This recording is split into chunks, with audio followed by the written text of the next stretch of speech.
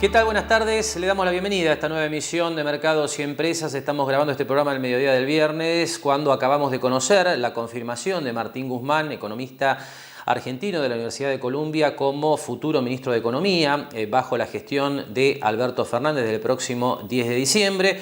Bueno, hasta el momento muy tenue la reacción de los mercados. Lo que estamos viendo es un dólar en los niveles que usted ve ahora en pantalla, ¿no? El dólar se había de alguna manera recalentado a lo largo de la semana. El contado con liquidación llegó a alcanzar en el cierre de los negocios del jueves la zona de los 80 pesos, ahora está ligeramente por debajo de ese valor, así que habrá que ver en definitiva, bueno, cómo interpretan los mercados en las próximas horas, no solamente la designación de Martín Guzmán, sino también sus futuros primeros pasos, ¿no?, al frente del Ministerio de Economía de la Nación. Realmente, bueno, todo un desafío, esta nueva etapa, mucha expectativa, mucha incertidumbre también desde el punto de vista de los actores no solamente financieros, sino principalmente de aquellos que tienen a su cargo la toma de decisiones en la economía real. Así que, bueno, la imperiosa necesidad de tener definiciones, ¿no?, acerca del rumbo económico y financiero de la Argentina a partir del próximo 10 de diciembre. Nosotros tenemos muchos temas para desarrollar en la próxima hora aquí en Mercados y Empresas. Vamos a estar hablando de emprendimientos marplatenses premiados a nivel nacional, también de la situación de la pesca en la ciudad de Mar del Plata e incluso de actualidad impositiva, orientándonos también a los futuros meses, teniendo en cuenta que se ha hablado mucho, ¿no?, de la posibilidad de un incremento en la carga tributaria para patrimonios específicamente radicados fuera del país. Así que hacemos la primera pausa aquí en Mercados y Empresas y enseguida comenzamos con el desarrollo de estos temas. Lo esperamos en Mar del Plata Bursátil para asesorarlo en su mejor alternativa de inversión o financiación para su empresa o negocio. De lunes a viernes, de 10:30 a 17:30 horas en Corrientes 1723, teléfono 561-6000, www.mdpbursátil.com.ar.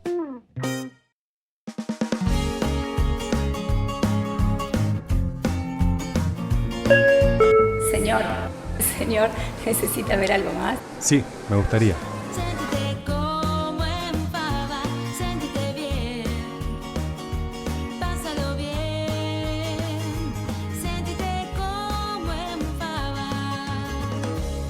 Seguimos trabajando para construir una Mar del Plata más sustentable. SEAMSE, juntos somos infinitos. SPI Astilleros, a la vanguardia de una nueva industria naval.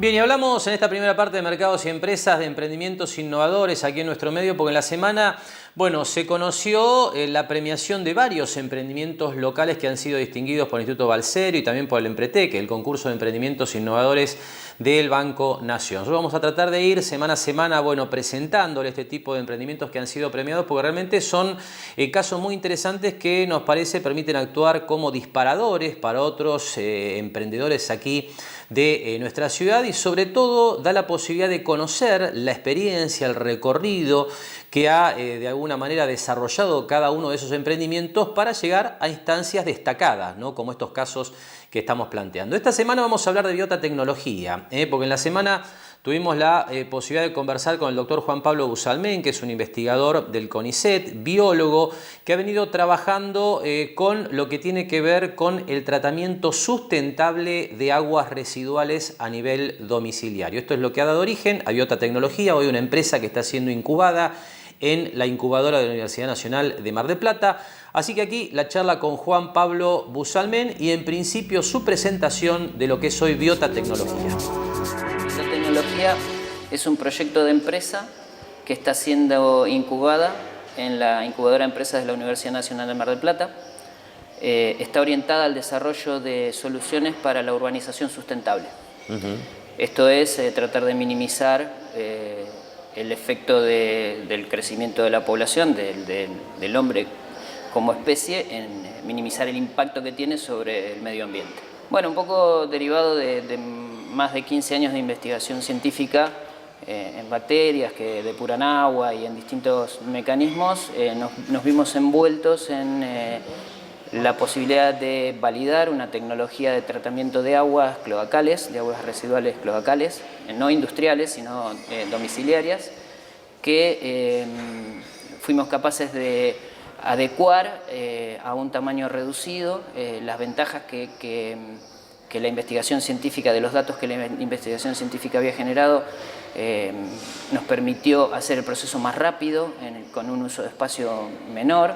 Entonces hoy por hoy tenemos la capacidad de ofrecerle a la población unos dispositivos que en poco más de 2 metros cuadrados permiten depurar el agua de un domicilio con un costo energético casi cero y hasta un nivel de depuración superior al 90%, que más allá de cumplir con todas las reglamentaciones que establece la Autoridad del Agua de la provincia, puede volcarse al ambiente, puede utilizarse para riego, por ejemplo. Entonces estamos instalando dispositivos que distribuyen el agua depurada por los canteros del parque, del usuario final. Bien, ahora, este tipo de dispositivos encuentran demanda en el usuario final, en una empresa como Obras Sanitarias aquí en nuestra región. Digamos, ¿cuál es el usuario final de este tipo de, digamos, de tecnologías, ¿no? Bueno, el usuario puede tomar distintas formas, depende del grado de descentralización. ¿Y a qué voy con esto? El paradigma dominante en el tratamiento de aguas es el uso de cloacas. El uso de cloacas es un tratamiento centralizado. Vos, si lo pensás, en cada domicilio, en cada punto se genera agua, esa agua se colecta a través de una red y va a parar a una planta central que la trata, y finalmente, en el caso de Mar del Plata, por ejemplo, que está muy desarrollada en eso, es volcada, es vertida al ambiente a través del emisario submarino, de manera que no impacta sobre el ambiente. Ahora, el paradigma del tratamiento centralizado, si bien es funcional y como en el caso de Mar del Plata nos permite hacer un buen tratamiento del agua residual, tiene limitaciones y está mayormente dirigido a países desarrollados, porque el costo de instalación de todos esos dispositivos y el mantenimiento, el costo de bombeo nada más, imagínate que transportar el agua, por decirte, de Sierra de los Padres hasta Ruta 11 cuesta muchísimo dinero y mucha energía. Entonces hay como un cambio a nivel global en la forma en que los gestores están abordando el tratamiento de aguas hacia lo que se llama tratamiento descentralizado. Esto es tratar de depurar el agua en el mismo punto donde se genera. Así es que en el proceso de descentralización podés pasar por diferentes escalas. Podés descentralizar hacia el tamaño de un barrio, por ejemplo. Vos podés juntar toda el agua de un barrio y tratarla en una pequeña planta que sea de ese barrio, o podés hacerlo incluso por manzanas. Podrías juntar las 25 casas de una manzana y hacer una pequeña planta en el centro para depurar el agua. Y el extremo es la depuración a nivel domiciliario, que es a donde nosotros apuntamos porque es donde lo vemos más factible en el contexto de nuestra sociedad.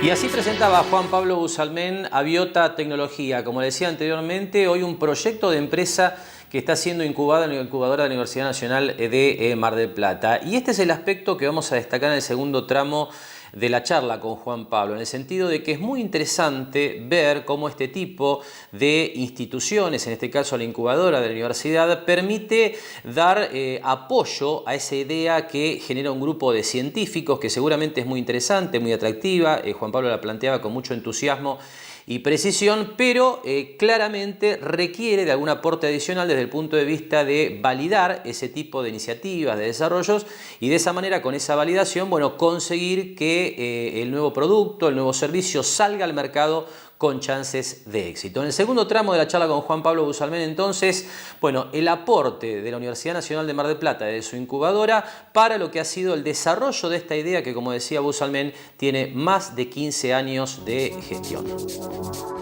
apoyo es más que valioso, más que todo porque hay que tomar conciencia que como que los elementos que hacen falta para que esto sea exitoso están separados. El conocimiento científico está en un lado, nosotros tenemos una formación, tenemos unas costumbres, unas prácticas que no son las que hacen falta para que nuestro desarrollo tecnológico tenga éxito en la sociedad y se convierta en un producto de mercado y sea una solución real para el usuario. Entonces, en todo ese camino hacia que nos permite llevar nuestra tecnología al usuario final, la participación de la incubadora es fundamental, porque nos están instruyendo, por ejemplo, en cómo se compone un plan de negocios, cómo se elabora, cómo se madura, cómo se analizan los factores financieros, porque a la hora de establecer una empresa hay que tenerlos en cuenta, cómo se hace un análisis de costos, cómo se hace un análisis de producto, infinidad de cosas, ni hablar del apoyo en cuanto a leyes que hay que considerar, contratos, formas de empresa. Nosotros, por ejemplo, en Biota tenemos el convencimiento de que nuestra empresa sea una empresa de tipo B, que no solo tenga como valor agregado la generación de recursos financieros o de dinero, sino que además valore el impacto sobre el medio ambiente y sobre la sociedad. Las empresas de triple impacto que ahora, por suerte, están tomando mucho auge. Y bueno, en ese camino hay legislación que seguir, hay estatutos que adecuar, y la incubadora en ese sentido está siendo muy útil. Bien. Por último, ¿en qué estado de desarrollo está hoy Biota Tecnología y cómo se ven hacia adelante? Mira, Biota Tecnología ha nacido con mucho impulso, la vemos con energía para llegar a ocupar un nicho que, por cómo ha sido la historia del tratamiento de agua y un poco por esto que te digo de la centralización y la descentralización, está absolutamente vacante. Incluso hemos podido comprobar que hay un desconocimiento bastante profundo en la sociedad acerca de qué hacer con el agua. El que más, el que menos tiene instalada una cámara séptica en su casa desde que hizo la casa. Y las cámaras sépticas, por ejemplo, se mantienen anualmente. Pero eso no es una práctica habitual. Entonces, tenemos la oportunidad de llegar con una tecnología que da solución y que permite limpiar el agua para volver a utilizarla y que finalmente vuelva al acuífero, que es donde debe estar, es nuestra fuente de agua potable, que muchas veces está oprimido y está en riesgo por el consumo desmedido. Y tenemos la posibilidad de alguna manera educar a la gente y transmitirle buenas prácticas en el uso del recurso. El objetivo final es que, como te decía al principio, seamos sustentables en el uso del agua y nuestros nietos y bisnietos tengan agua potable, cosa que no está garantizada si seguimos creciendo a la velocidad que la población crece y seguimos haciendo las cosas como las hacemos. Y hasta aquí entonces la charla que manteníamos en la semana con Juan Pablo Busalmén de Biota Tecnología, y seguimos de alguna manera hablando de innovación y tecnología, porque vamos a hacer referencia en este tramo del programa a lo que ha sido en los últimos días el lanzamiento aquí en la sede de la Universidad KS Mar del Plata de una nueva maestría en gestión de datos e innovación empresarial. Así que ya estamos en comunicación telefónica con Silvia Testa, que es la directora de esta nueva maestría, a quien le damos la bienvenida. ¿Cómo estás, Silvia? Muy buenas tardes. Sí, buenos días, ¿qué tal? Un gusto estar acá hablando con ustedes. Bueno, estamos lanzando la maestría en la Universidad KS, sede Mar del Plata. Y bueno, estamos con nuevas propuestas y abierto a la inscripción.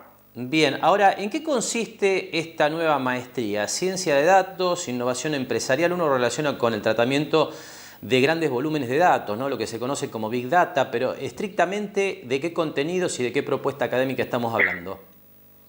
Sí, esta propuesta que está autorizada por CONIAGO la presentamos porque estamos viendo que en esta cuarta revolución industrial todo lo que hacemos deja una huella, es decir, son datos que subimos al mundo digital, y las organizaciones entienden que estas nuevas tecnologías requieren perfiles profesionales que puedan interpretar esos datos y que le dan sentido a sus negocios y para que se alineen a las estrategias de acción.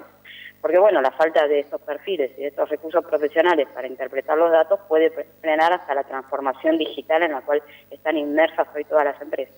Y por otro lado, los profesionales, los que ya tenemos un grado, ya tenemos una formación académica, nos damos cuenta que bueno, los avances en Big Data, inteligencia artificial, Machine Learning, Internet de las Cosas y Data Science o ciencia de datos como ciencia que los agrupa, está alterando el lugar de trabajo convencional.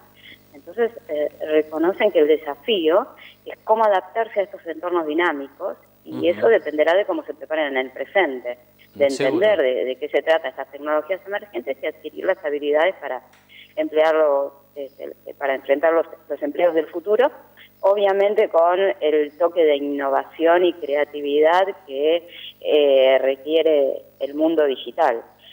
Bueno, por eso la propuesta está orientada a, con un enfoque innovador, combinar tecnología, negocios y habilidades prácticas. Bien, este tipo de desarrollos de nuevas tecnologías en cuanto a lo que es el tratamiento de grandes volúmenes de datos, ¿qué aplicación concreta tiene hoy en la Argentina? ¿En qué sectores se está usando? ¿Qué nos podés contar?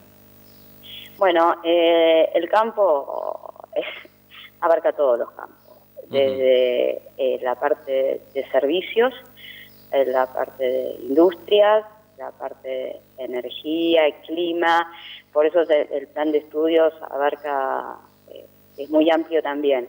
El profesional egresado estará capacitado para liderar el mercado laboral del futuro en áreas como servicios financieros, mercados, negocios digitales, todo lo que es automatización, robótica, machine learning. En el área de clima, toda la parte sustentable y la parte de energía y la optimización de los recursos, como ya existen en otros países de Europa inclusive. Bueno, el alcance es nuevos emprendimientos, por supuesto, para armar nuevas consultoras.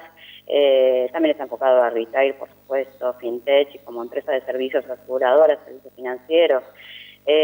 Bueno, el campo es todo campo donde se utilizan los datos, y hoy los datos, como comentaba hace un rato, estamos subiendo el mundo físico al mundo digital.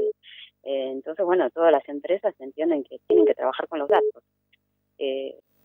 Está muy claro. Ahora, Silvia, estamos hablando de una maestría de 2 años y en este sentido esto aparece como una oferta académica de posgrado en la Universidad KS Mar del Plata, pero ¿a qué formaciones entendés que está más orientada esta maestría? Es decir, ¿cuáles son los perfiles que mejor se adecúan, que mejor se adaptan a esta nueva propuesta? En cuanto a la formación académica me refiero, ¿no? Sí, nosotros vamos a colaborar, vamos a colaborar para formar el perfil multidisciplinario. Como te comentaba, mediante un enfoque innovador, vamos a combinar negocios, tecnologías y habilidades prácticas. Por lo cual, los requisitos para admisión son los requisitos de cualquier maestría habilitada por el ente, por CONIAU, y son requisitos de grado. Tiene que tener una formación de grado, mínimo 4 años. Ahora bien, está orientada, como vamos a colaborar en formar el perfil multidisciplinario, también aceptamos formación de grado multidisciplinaria, es decir, formación cuantitativa, es decir, aquellos graduados en estadística, matemáticas, físicas, de negocios, es decir, aquellos con perfiles de comercios, marketing, y aquellos más técnicos. El único, o habilidades blandas también, o jurídicos, como tenemos en sede de Buenos Aires, que tenemos abogados. El único requisito que sí es indispensable, que estén interesados en explotar los datos. Está claro. Manejar los datos e interpretar los datos para generar conocimiento en los negocios, en los servicios, en las empresas, en las consultoras, o en los nuevos emprendimientos. Ese es el único requisito, que estén dispuestos a manejar y explotar e interpretar los datos. Está muy claro. Bien, Silvia, te agradecemos mucho esta comunicación. Bueno, has descrito, me parece, de manera perfecta esta nueva propuesta de la Universidad KS de Mar del Plata. Te deseamos buen cierre de año y bueno, seguramente estaremos conversando nuevamente contigo durante el 2020 para que nos cuentes los avances, ¿no?, en relación a todo lo que es este tratamiento de grandes volúmenes de datos que tanto atrapa, ¿no?, en todas las disciplinas, como bien decías vos. Gracias por tu tiempo y estamos en contacto. Gracias a ustedes y bueno, sigamos en contacto para contarles un poco más de la maestría. Seguro. Muchas gracias, buenos días. Conversamos entonces con Silvia Testa, directora de la nueva carrera en Universidad KS Mar del Plata, maestría en Ciencia de Datos e Innovación Empresarial. Una propuesta que tiene que ver claramente con lo que es, bueno, el tratamiento del Big Data, ¿no? Una cuestión que claramente, bueno, está posicionándose de manera acelerada en muchísimas disciplinas, particularmente en el terreno financiero, que es uno de los que naturalmente incorpora con gran velocidad este tipo de nuevos desarrollos. Nosotros ahora hacemos una nueva pausa aquí en Mercados y Empresas y después de esa pausa hablamos de la actualidad de la pesca aquí en el puerto local.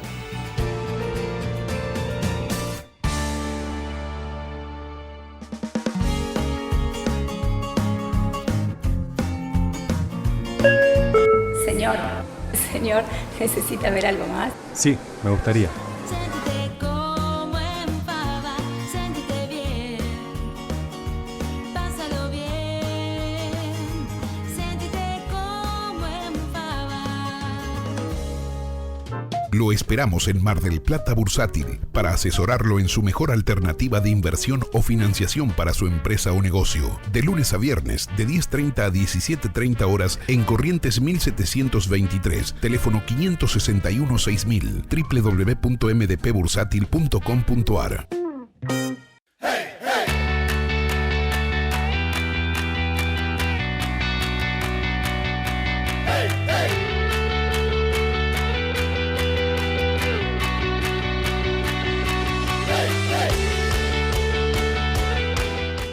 Jauregui Berry, Di Genaro y Asociados. Asesoramiento jurídico tributario. Rawson 1857, segundo piso. Teléfono 410-7666 o 410-7999. SPI Astilleros. A la vanguardia de una nueva industria naval.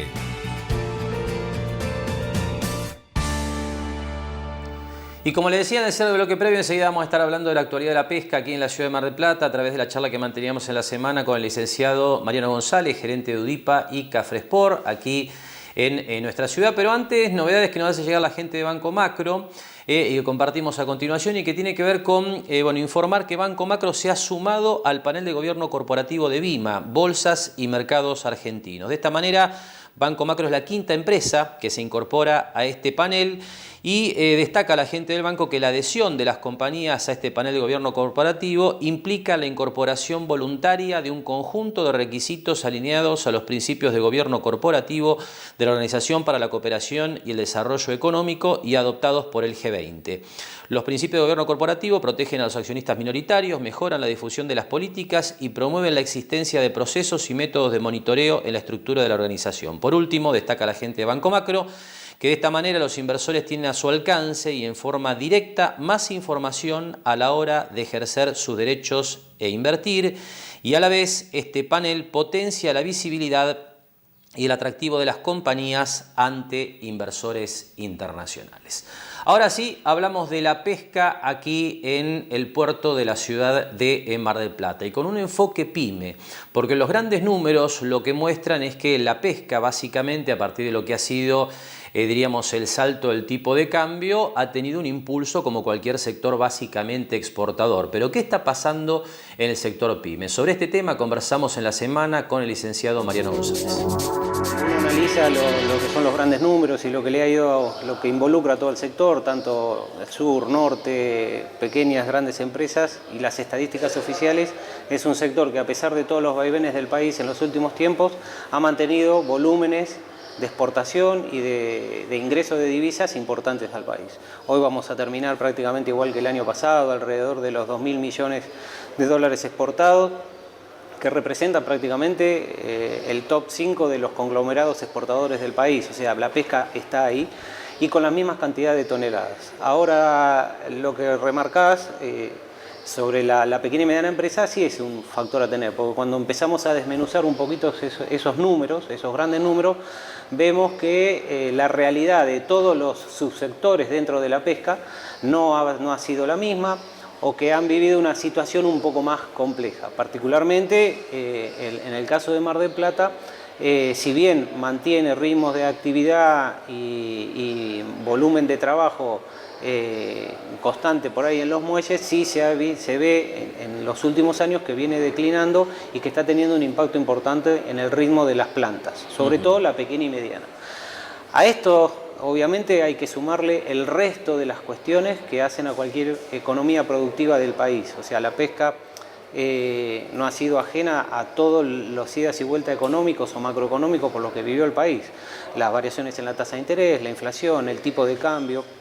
Estas cuestiones, al ser un sector netamente exportador, también le afectan en forma directa y más a la pequeña y mediana empresa. Con lo cual, hoy, si bien es un sector que mantiene actividad, ve con cierta preocupación la situación de falta de políticas claras para la planificación a futuro. Con lo cual, bueno, estamos no solo esperando las nuevas autoridades, sino realmente viendo cómo vamos a encarar algunos problemas que hasta el día de hoy se han ido resolviendo de alguna manera, pero vemos que puede ser un futuro complejo, siempre desde la óptica de la pequeña y mediana empresa.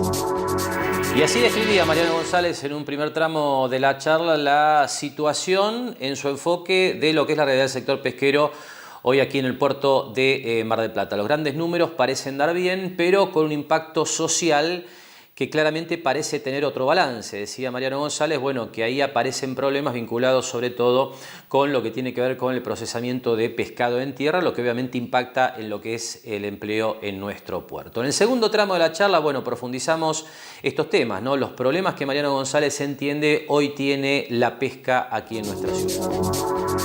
Tratando de dividir un poco lo que es la realidad de los sectores con los que trabajo, desde el punto de vista del sector que va al agua, las cámaras o la institución que agrupa a empresas propietarias de buques pesqueros, realmente falta todavía formalizar o avanzar mucho más en una planificación pesquera que de alguna manera no nos ate a estar dependiendo de algún recurso salvador. O sea, en una época el calamar, en otra época la merluza, en otra época el langostino, bueno, y eso ha ido que vayamos detrás del recurso más rentable desde esa óptica solamente. O el que reporta mayores ganancias o el que deja mejores resultados. Yo creo que acá ha habido o a futuro nos tenemos que plantear fortalecer los primeros pasos que dimos estos años en cuanto a fortalecer la investigación para tener una explotación ordenada de todos los recursos pesqueros del país y armónica entre lo que pasa en la Patagonia, en los mares patagónicos y lo que pasa en los mares frente a las costas bonaerenses. Inclusive tenemos que mejorar bastante en lo que son los procesos de trazabilidad y en las normativas general y el comportamiento sobre todo de lo que pasa en el agua con el impacto que están teniendo esas medidas digamos, en tierra, en las economías de tierra. Es decir, para sostener el modelo hoy hablamos de impacto social, económico y ambiental. El social en estos últimos tiempos no se lo ha estudiado de la mayor manera posible, incluso la FAO en sus últimos informes dice avanzamos mucho en lo que tiene que ver la parte ambiental y la parte económica, pero tenemos que rever la parte social, es decir, el impacto que tiene la pesca en las comunidades costeras. Y por otro lado, si me voy del lado un poquito más de la industria y las plantas de proceso en tierra, creo que ahí tenemos un desafío muy grande en muchas cosas que hacen también al trabajo en el mar. El desafío muy grande falta porque en los últimos años hemos perdido una política de promoción en un sector netamente exportador, hemos perdido un poco la política de promoción fuerte de la exportación de la pesca. No digo que no se hayan hecho intentos para abrir mercados, de hecho los hubo, buenos y a futuro, pero estamos arrastrando una complejidad muy grande, burocrática y administrativa en organismos como SENASA, que hay que mejorarlo, que hay que hacerlo más proactivo para facilitar y mejorar la introducción a nuevos mercados, hay que mejorar los convenios de intercambio, es necesario trabajar con el sector financiero y prácticamente un sector netamente exportador no tiene prefinanciación de exportaciones, las líneas de créditos no están funcionando, con lo cual, de vuelta, desde la óptica de la pequeña y mediana empresa, estamos en una situación a superar varias vallas o varios inconvenientes en los próximos tiempos. Y así planteaba el licenciado Mariano González la problemática, ¿no?, que desde UDIPA, desde Cafrexport, se identifica en distintos eslabones de la cadena de la pesca, ¿no? Desde lo que tiene que ver con la captura en el agua hasta lo que es el procesamiento industrial. Bueno, problemas que, como destacaba Mariano González, bueno, impacta principalmente en las pymes de nuestro puerto. Nos queda un último tramo de la charla con Mariano González, donde de alguna manera hacemos un balance general de este panorama, donde parece quedar claro que el salto del dólar no ha sido suficiente para que las pymes del puerto tengan una rentabilidad razonable y de esa manera puedan sostener y generar más empleo. El dólar también fue acompañando el incremento en la estructura de costos que ha tenido, tanto en agua, el combustible, hoy gran parte de los costos que tiene la pesca están dolarizados, con lo cual se aumenta para la venta, pero para los ingresos, pero también se aumentó para los costos. Esto no quiere decir que no sea bueno, que no nos posicione mejor respecto a competidores internacionales, pero sin duda que no alcanza y de hecho es grave depender de la variación del tipo de cambio, no solo en la pesca, en general. Es grave depender. Tenemos que reconocer que hoy tenemos una estructura de costos muy alta a nivel productivo, en la pesca como en tantos otros sectores, que debemos mejorarla. Y sobre todo para la pequeña y mediana empresa. O sea, la pesca no es ajena. Estamos viendo indicadores que la pequeña y mediana empresa en los últimos años la ha pasado bastante difícil. La pesca no ha sido ajeno a esto. Entonces, no solo el tipo de cambio es una componente determinante en el desempeño o en el desarrollo de una empresa. Hay un montón de factores que complejizan la situación. Y la verdad también es que nos han planteado o se plantea un esquema de mejoras poniéndonos a todos en la misma meta de largada, por decirlo de alguna manera. Y la situación de la pequeña y mediana empresa no es la situación de las grandes empresas y demás. Esto no quiere decir que hay que subsidiar y generar y tirar recursos, sino entender que son estructuras de costos y estructuras de ingresos y estructuras administrativas distintas sobre las que hay que tener una mirada distinta, porque también, no nos olvidemos, son el motor de la generación de empleo. Esta transferencia de recursos pesqueros que ha habido de un sector a otro es lo que hablaba anteriormente, el impacto que tenemos en tierra. La menor cantidad de mano de obra generada en tierra es porque hay menor cantidad de pescado para procesar que llega. Más allá de que hay muchos desafíos y algunas cuestiones a superar, hay varios puntos a destacar que nos hacen ver con futuro y optimismo lo que puede venir. Tenemos un mar que, si bien hay que seguir trabajando, que como decía antes hay que seguir investigando, un mar que genera muchos recursos, que tiene muchas posibilidades. Una experiencia como sector industrial de procesamiento a lo largo del tiempo. La mano de obra que trabaja es muy buena, es capacitada, hay que seguir capacitándola, pero hay una experiencia muy importante desarrollada de años. Empresas que han sabido no solamente buscar el recurso, sino también colocarlo en el mundo. Con lo cual, yo creo que se presentan desafíos, no problemas. Por suerte es un sector que mantiene su ritmo de actividad. Veremos, lo que trataremos de mejorar siempre es la mejor distribución dentro del sector, para que siga creciendo, para que siga participando, para que la riqueza natural, en este caso de la pesca, se distribuya entre la mayor cantidad de gente posible, por lo cual nosotros vemos con cierta preocupación, pero también con optimismo, porque digamos que las patas principales de la actividad existen, lo que hay que trabajarla de la mejor manera posible.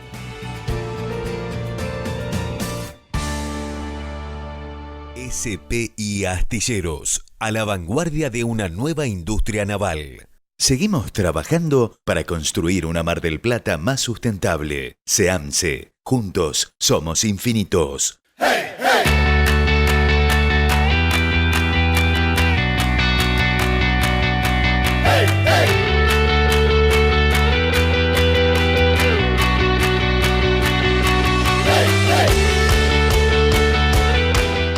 Ramírez Fuente, Propiedades, Almirante Brown 2366. Espatolero y Lorenzo Inmobiliaria, Desarrollos Inmobiliarios. Participe por su unidad de 100% en pesos y en cuotas. Conozca nuestros 24 edificios entregados y los 5 emprendimientos en construcción, ingresando a www.espatoleroylorenzo.com.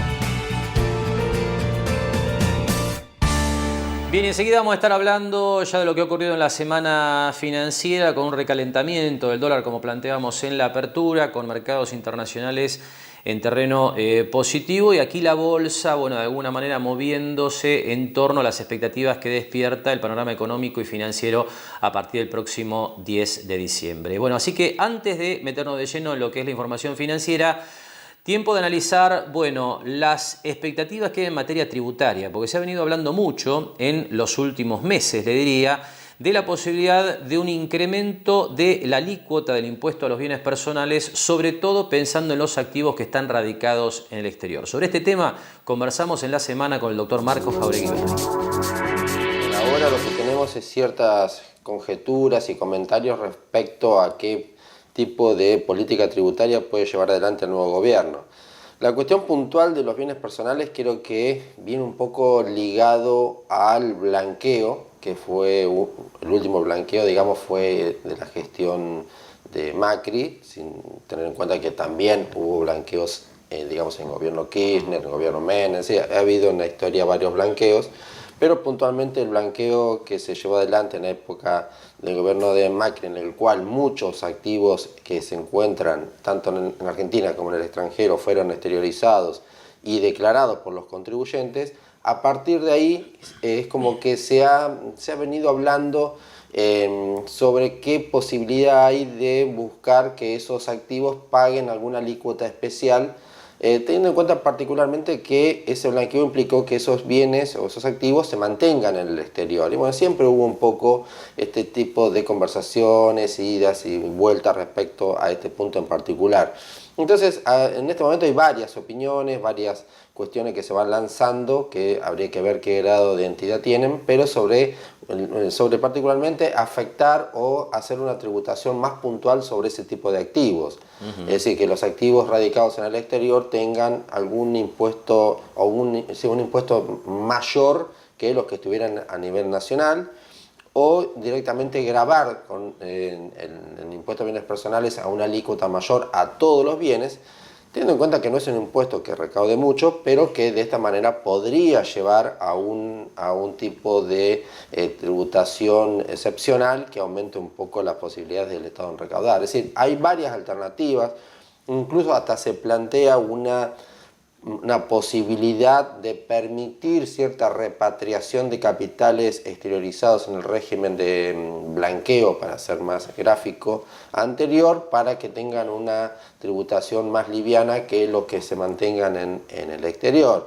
También se habla de una alícuota especial de hasta de un 4% puntual para un año determinado, y mantener las alícuotas entre el 1% o lo que fuera, según el tipo, ¿no?, de bien que se mantiene en este momento. Es decir, hay varios comentarios, varias cuestiones que se van tratando sobre este particular que preocupan, pero que por ahora no encontramos alguna opinión o alguna cuestión bastante sostenida sobre qué se va a llevar adelante. Pero, como se dice, ¿no es cierto?, hay muchos comentarios, y cuando hay tantos comentarios pareciera que un aspecto de la recaudación se va a centrar en este impuesto, y eso pareciera que de tanto que se habla, bueno, quizás sea algo de lo que pueda surgir del nuevo sistema tributario que encare el nuevo gobierno.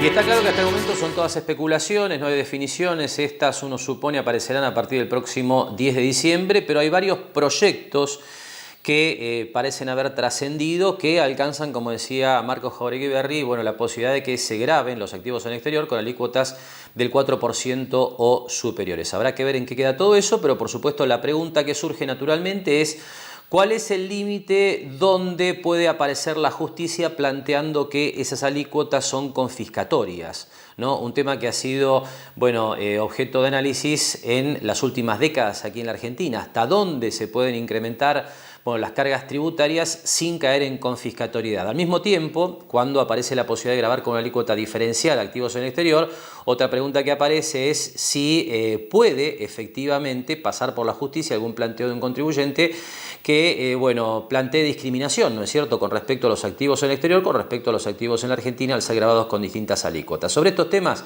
conversamos con Jauregui Berri en el segundo tramo de la charla.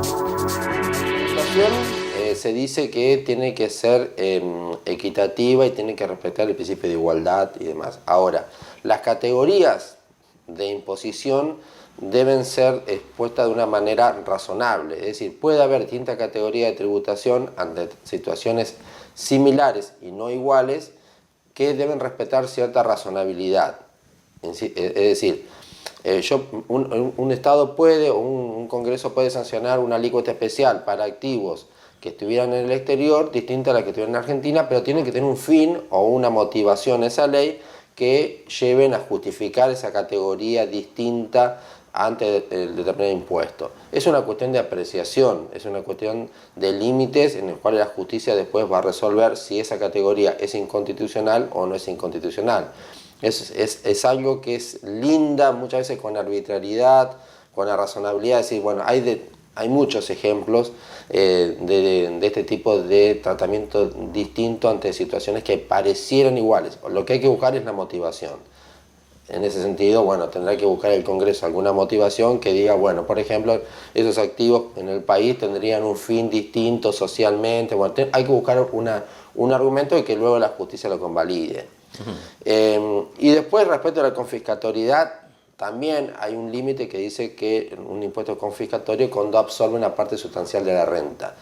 Ese concepto también hay que desmenuzarlo y ver si, por ejemplo, si ese impuesto llevara a que tuviera que desprenderse del capital de un contribuyente para afrontarlo, te diría que sí, es confiscatorio, porque la jurisprudencia va a entender que desprenderse del patrimonio para pagar un impuesto viola el principio de capacidad contributiva. Ese límite te diría que sí, que sería declarado inconstitucional. Después, respecto a la alícuota sobre una rentabilidad, bueno, ahí empieza parámetros, podemos recurrir a fallos viejos del 33%, fallos como el de ajuste por inflación que tanto hemos hablado, de cuánto absorbe, cuando excede la alícuota real del impuesto, que antes era 35, ahora es 30, es decir, en ese caso es más puntual. Lo que habría que ver es si el contribuyente tiene que desprenderse de su patrimonio para afrontar un impuesto, ahí sí la confiscatoriedad parece más clara. En los otros rubros habría que ver qué incidencia tiene ese porcentaje respecto a la capacidad contributiva del contribuyente. Si es importante, seguramente la justicia va a declarar su confiscatoriedad. Ahí empezamos a ver eso. Y también vamos a ver cómo se implementa, si es un impuesto de una única vez, si va a ser por siempre.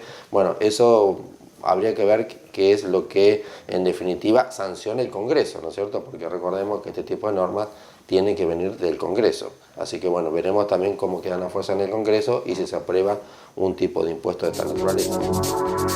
Bien, y de la actualidad tributaria pasamos ya a meternos de lleno en lo que ha sido el panorama financiero en la semana, con un cierre de semana exultante realmente en las bolsas del mundo este viernes, básicamente a partir de lo que ha sido otra vez un muy sólido dato de empleo en los Estados Unidos, que se está observando claramente en cuanto a su repercusión en las principales bolsas americanas. Como siempre, con el apoyo de los gráficos, le mostramos cómo están las cosas en el mediodía de este viernes, donde el índice Standard & Poor's 500 está buscando nuevamente el máximo que había alcanzado en los últimos días, siempre la bolsa de Estados Unidos marcando la tendencia de los mercados mundiales, bueno, marcando, le diría, semana a semana, ¿no? Nuevos máximos históricos, bien por encima ya de los 3.000 puntos.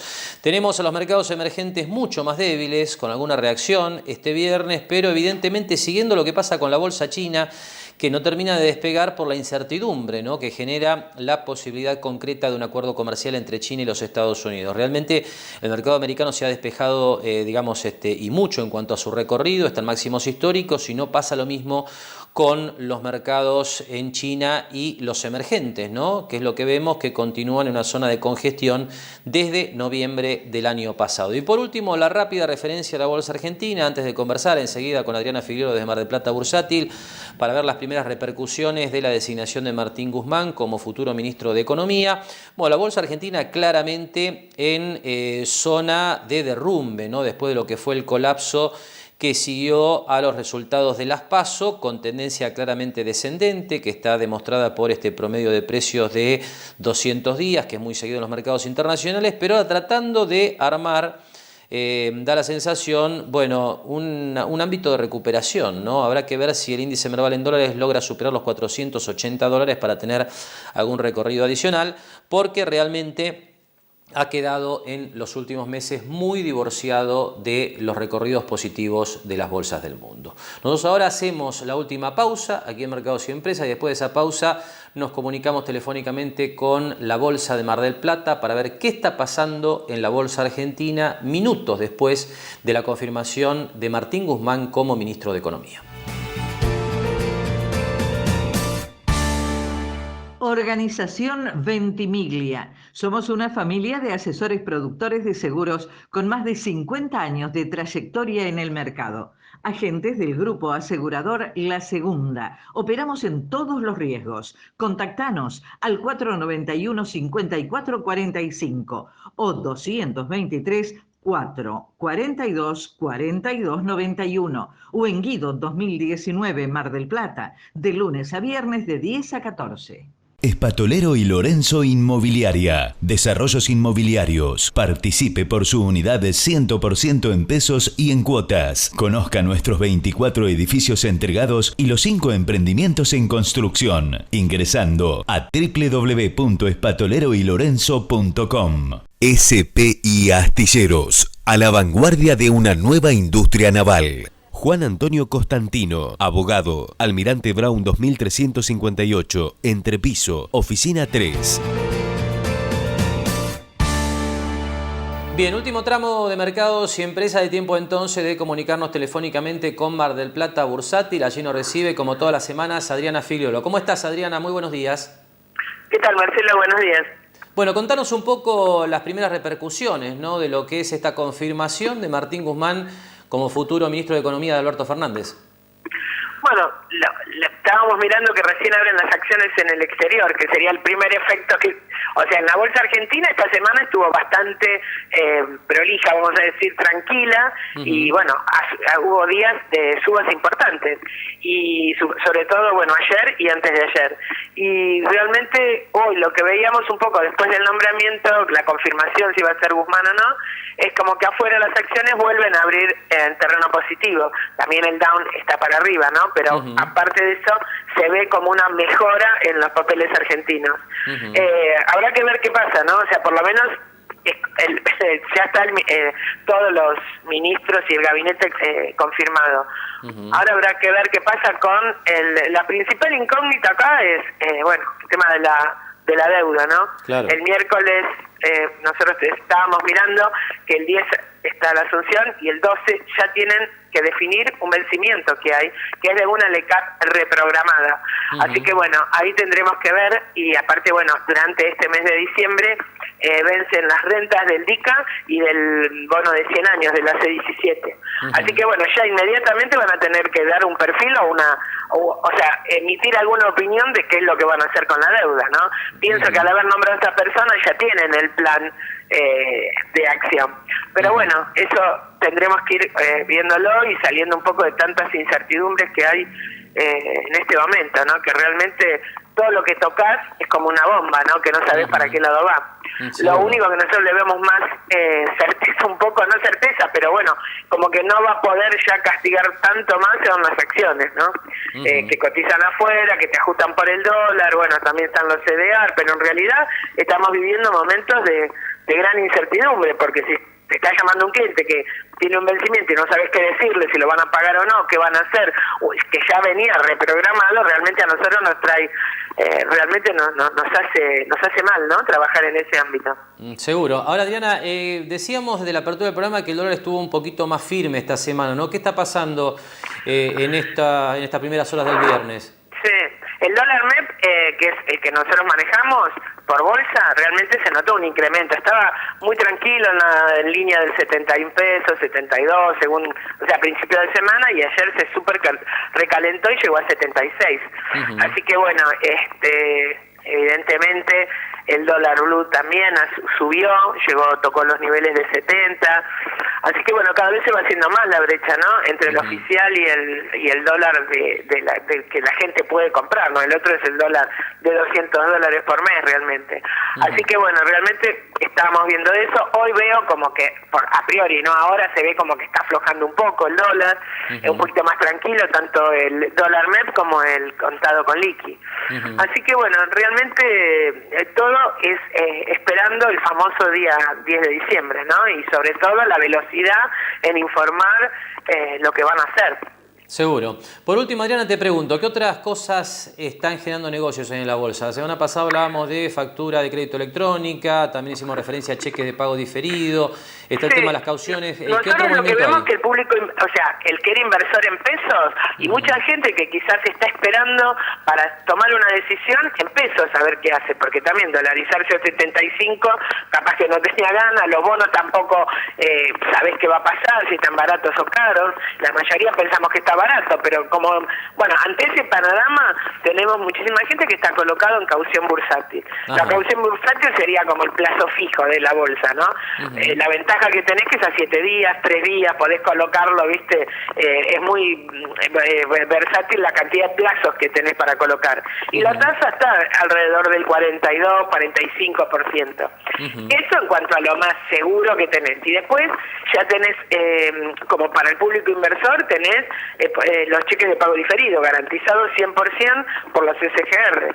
Eso por un lado. Y nosotros ya empezamos si bien todavía no hemos podido que ninguna empresa pyme pueda descontar una factura electrónica porque el circuito todavía no está aceitado, pero sí hemos invertido en alguna factura electrónica de los que ya estaban en el mercado. Así que bueno, tratamos de darle doble salida, ¿no? O sea, tanto para el inversor como para el tomador. Por ahora, con los cheques de pago diferidos, cada vez son más las empresas que están calificadas por las SGR. Y mientras siga no haya una definición en los bancos de un sistema crediticio, bueno, realmente acceden al crédito al 40 y pico %. Entonces, realmente las empresas que están calificadas están utilizando los cupos que tienen. Eso por el lado de los tomadores. La factura de crédito electrónica también va a ser un instrumento súper interesante. Lo que pasa es que es un producto que realmente así, a través de la cotización, a través de bolsa, todavía es la primera vez que se hace. Entonces, como todo, nosotros estamos desde el lado de la página de la AFIP viendo cómo podemos ayudar para que la gente logre subir su factura a la caja de valores, que es donde nosotros vamos a empezar a negociarla. Así que estamos de los dos lados, ¿no? Pero bueno, intentando de que haya otro mercado que no solo sea bonos y acciones para las personas que vienen acá a la bolsa, ¿no? Está muy claro. Bien, Adriana, te agradecemos mucho esta nueva comunicación, a esperar las definiciones. Entonces, tenemos los nombres, no todavía las políticas, ¿no? Esto, imaginamos, se conocerá a partir del próximo 10 de diciembre, así que seguramente un fin de semana cargado de expectativas. Gracias por tu tiempo, buen fin de semana. Gracias, Marcelo, nos hablamos. Conversamos entonces con Adriana Filiolo directamente desde Mar del Plata Bursátil, los detalles de los primeros minutos posteriores a la confirmación de Martín Guzmán como futuro ministro de Economía. Nosotros simplemente vamos cerrando esta nueva emisión de Mercados y Empresas compartiendo el nivel de reservas internacionales, ¿no? Un dato clave en la actual coyuntura económica y financiera de la Argentina.